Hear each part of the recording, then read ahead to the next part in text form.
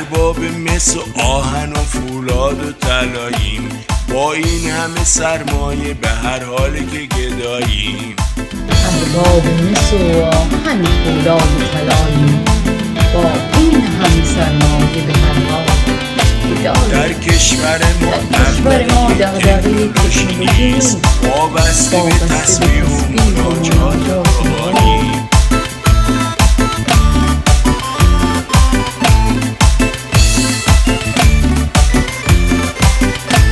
کاری به مطرب و معشوق نداریم، در حال غنی سازی فرهنگ عزایی.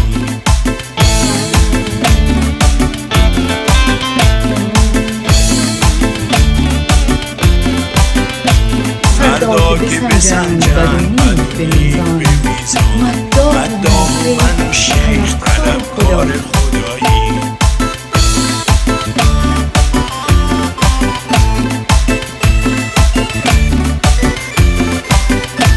در آتش دوزخ کسی بیمه ندارد، ما هیئتیان بیمه هیئت امناییم. افتادگی آموز اگر طالب فیضی، دیروز کجا بوده و امروز کجاییم.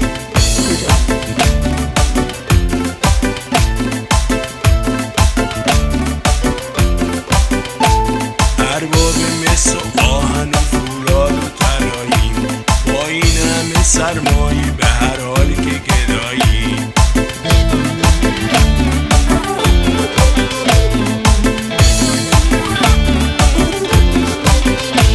در کشور ما دغدغه تکنولوژی نیست، وابسته به تسبیح و مناجات و دعایی.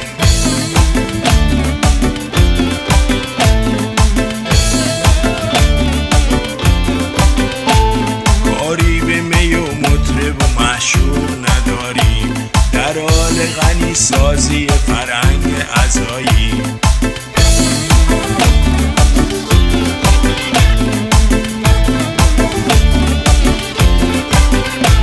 فردا که بسنجن بد و نیک به میزان، مداح من و شیخ طلبکار خدایی.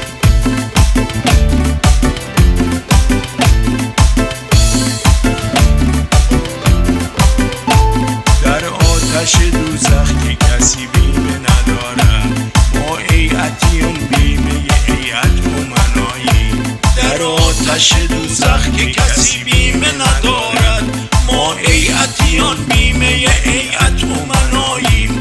افتادگی آموز اگر طالب فیضی، دیروز کجا بوده و امروز